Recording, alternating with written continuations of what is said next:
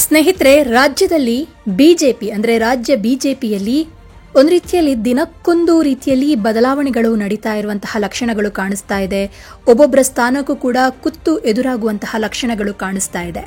ಇದೀಗ ಬಿಜೆಪಿಯ ಬಣ ರಾಜಕೀಯ ಡೆಲ್ಲಿಯ ಅಂಗಳಕ್ಕೂ ಕೂಡ ತಲುಪಿಟ್ಟಿದೆ. BY ವಿಜಯೇಂದ್ರ ಜೊತೆಗೆ ಈಗ R ಅಶೋಕ್ ಸ್ಥಾನಕ್ಕೂ ಕೂಡ ಕಂಟಕ ಎದುರಾಗಿದೆ ಅಂತ ಹೇಳಲಾಗ್ತಾ ಇದೆ. ಸ್ನೇಹಿತರೆ, ಬಸವನಗೌಡ ಪಾಟೀಲ್ ಯತ್ನಾಳ್ ಬಣ ಇದೆಯಲ್ವಾ, ಅಂದ್ರೆ ಏನು ಬಿಜೆಪಿಯಲ್ಲಿ ಬಣ ಜಗಳ ಆಯ್ತು, ಅದಾಗ 2 ಗ್ರೂಪ್ ಆಯ್ತು. ಒಂದು ವಿಜಯೇಂದ್ರ, ಮತ್ತೊಂದು ಯತ್ನಾಳ್ ಟೀಮ್. ಈ ಯತ್ನಾಳ್ ಟೀಮ್ ಇದೆಯಲ್ವಾ, ಇದು ಈಗ ಬಿಜೆಪಿ ಹೈಕಮಾಂಡ್ ಜೊತೆಗೆ ನಿರಂತರವಾಗಿ ಮಾತುಕತೆಯನ್ನು ನಡೆಸ್ತಾ ಇದೆ, ಸಂಪರ್ಕದಲ್ಲಿದೆ ಅಂತ ಹೇಳಲಾಗ್ತಾ ಇದೆ. ಇನ್ನು ರಾಜ್ಯದಲ್ಲಿ BS ಯಡಿಯೂರಪ್ಪ ಕುಟುಂಬದ ಮುಷ್ಟಿಯಲ್ಲಿ ಬಿಜೆಪಿ ಇದೆ. ಆದ್ರೆ ಇದು ಬದಲಾಗಬೇಕು, ವಿಜಯೇಂದ್ರ ಅವರನ್ನ ರಾಜ್ಯಾಧ್ಯಕ್ಷ ಸ್ಥಾನದಿಂದ ಎಸೆಯಬೇಕು ಅಂತ ಯತ್ನಾಳ್ ಬಣ ತುಂಬಾ ಸಮಯದಿಂದ ಒತ್ತಡವನ್ನು ಹಾಕ್ತಾ ಇದೆ. ಇದರ ಜೊತೆಗೆ ಮತ್ತೊಬ್ಬ ನಾಯಕನ ಸ್ಥಾನ ಕೂಡ ನೀವು ಬದಲಾಯಿಸಬೇಕು ಅಂತ ಇದೀಗ ಯತ್ನಾಳ್ ಟೀಮ್ ಹೊಸ ವರಸೆನ ಶುರು ಮಾಡಿದೆ.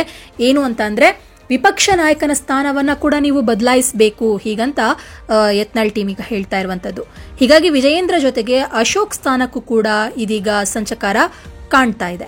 ಇನ್ನು ಯತ್ನಾಳ್ ಮತ್ತು ಟೀಮ್ ಡೆಲ್ಲಿಗೆ ಹೋಗಿ ವಿಜಯೇಂದ್ರ ಅವರನ್ನ ರಾಜ್ಯಾಧ್ಯಕ್ಷ ಸ್ಥಾನದಿಂದ ಕೆಳಗಿಳಿಸುವಂತೆ ಒತ್ತಾಯವನ್ನ ಮಾಡಲಾಗಿದೆ ಅಂತ ಹೇಳಲಾಗ್ತಾ ಇದೆ. ಒಂದು ವೇಳೆ ಬಂಡಾಯ ನಾಯಕರ ಈ ರೆಬೆಲ್ಸ್ ಟೀಮ್ ಮಾತಿಗೆ ಹೈಕಮಾಂಡ್ ಒಪ್ಪಿಗೆ ಕೊಟ್ಟಿತ್ತು ಅಂತ ಆದ್ರೆ ರಾಜ್ಯ ಬಿಜೆಪಿ ನಾಯಕತ್ವದಲ್ಲಿ ಒಂದು ರೀತಿಯಲ್ಲಿ ಒಟ್ಟಾರೆ ಬದಲಾವಣೆ ಆಗುತ್ತೆ ಅಂತಾನೆ ಹೇಳಬಹುದು. ಇನ್ನು ಯಡಿಯೂರಪ್ಪ ಆಪ್ತರ ಅಸಮಾಧಾನ ಹೆಚ್ಚಾಗುತ್ತೆ. ಹೀಗೇನಾದ್ರೂ ಆಯ್ತು ಅಂತಂದ್ರೆ ಯಡಿಯೂರಪ್ಪನವರ ಹತ್ತಿರ ಇರೋರ ಅಸಮಾಧಾನ ಹೆಚ್ಚಾಗುತ್ತೆ. ಹೀಗಾಗಿ ಹೈಕಮಾಂಡ್ಗೆ ಅತ್ತ ದರಿ ಇತ್ತ ಪುಲ್ಲಿ ಅಂತ ಅಂದ್ರೆ ಆ ಕಡೆನೂ ವಾಲುವಂತಿಲ್ಲ, ಈ ಕಡೆನೂ ಹೋಗುವಂತಿಲ್ಲ, ಇಬ್ಬರನ್ನ ಕೂಡ ಬ್ಯಾಲೆನ್ಸ್ ಮಾಡಿ, ಎರಡೂ ಟೀಮ್ ಅನ್ನ ಬ್ಯಾಲೆನ್ಸ್ ಮಾಡಿ ಸರಿಯಾದ ನಿರ್ಧಾರವನ್ನು ತೆಗೆದುಕೊಳ್ಳುವಂತಹ ದೊಡ್ಡ ತಲೆನೋವು ಇದೀಗ ಬಿಜೆಪಿ ಹೈಕಮಾಂಡ್ಗೆ ಇದೆ ಅಂತಾನೆ ಹೇಳಬಹುದು. ಯಾಕಂತ ಹೇಳಿದ್ರೆ R ಅಶೋಕ್ ಅವರನ್ನ ಕೂಡ ವಿಪಕ್ಷ ಸ್ಥಾನದಿಂದ ಕೆಳಗಿಳಿಸಿದ್ರೆ ಅವರಿಗೆ ಕರೆಕ್ಟ್ ಆದ ಮತ್ತೊಂದು ಹುದ್ದೆನ ಕೊಡಬೇಕು. ಇಲ್ಲ ಅಂತ ಹೇಳಿದ್ರೆ ಯಡಿಯೂರಪ್ಪನವರ ಆಪ್ತರು ಅಂತ ಗುರುತಿಸಿಕೊಂಡವರಲ್ಲಿ ಅಸಮಾಧಾನ ಹೆಚ್ಚಾಗುತ್ತೆ. ಈ ಅಸಮಾಧಾನ ಹೆಚ್ಚಾದ್ರೆ ಕರ್ನಾಟಕ ಬಿಜೆಪಿಯಲ್ಲಿ ಸೀಟ್ಗಳ ಒಂದು ಸಂಖ್ಯೆ ಕಡಿಮೆ ಆಗೋದು ಅಥವಾ ಬೇರೆದೇ ಬೆಳವಣಿಗೆ ಆಗುತ್ತೆ.